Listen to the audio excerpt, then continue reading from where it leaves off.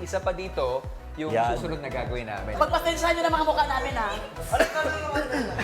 Sa bahay ni Kuya, importante ang maging matapang para ipaglaban ang iyong pangarap. At bahagi nito ang pagharap sa iba't ibang task at hamon na minsan ay nauuwi sa mainit na sagutan at diskusyon. Kagaya na lang nito.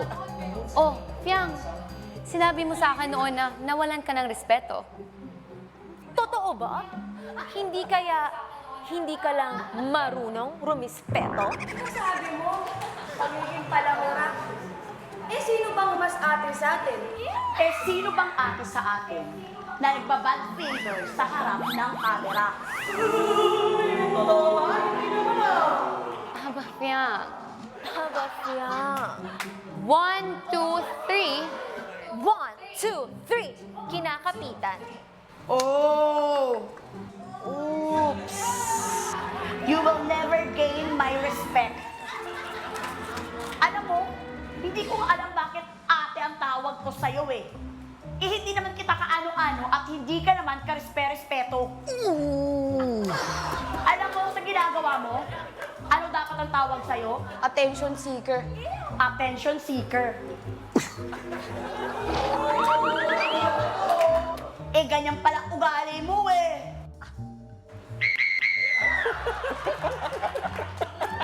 Ano bang pinunta mo dito? Pangarap o syota? So, tinanong mo ako, masaya ba yung nanay kapatid ko? Dahil ginagamit kong edukasyon. So, balik ko yung tanong sa'yo. Masaya ba ang nanay mo sa Oo, pinagagawa masaya. mo? Masaya. Halina't magsaya. Halina't magsaya. Ang makasaysayang rap. Oo. Very spicy, naging amoy nila. Yes. Sobrang very spicy talaga na naging amoy. Kagaya ng amoy ko. Ano amoy? Siya nagiging amoy ko. Kaya naman, Frank and Jess, paano ito na-apekto yung friendship ninyo? Lalo na talagang magkasama pa rin kayo after nung rap battle dito sa loob ng bahay ni Kuya. For me po, nung una, nakakailang, di ba ako lang matingnan. So, nung una po, like, sobrang naiilang po talaga akong tingnan siya or kahit... Naiilang po talaga ako kasi nga meron pong nangyari na hindi pa po naayos. So, basically, ayun lang, nailang lang po talaga ako.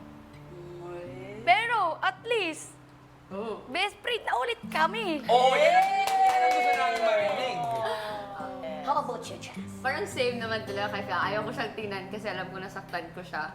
And then, but I think our friendship and relationship hit rock bottom during that time. But after that, we solved their issues inside. We said our apologies, we said our thank yous, and mga positive reinforcement na after. So, we're building the relationship between me and Fiang. So, I hope everyone... And also po, okay. Before pa din naman po, nakaranas na din naman po about ng mga ganyang salita about bashing. As an influencer po sa labas, basically, araw-araw po siyang na-experience. So, sana, spread love na lang. Wag nang magsabi ng kung ano-ano about jazz. Kasi, okay na po talaga kami. So, sana, tumigil na. Okay na din sila? Ang maganda dito, sa lahat ng mga issues, ang sasabihin natin ay, no way! No way!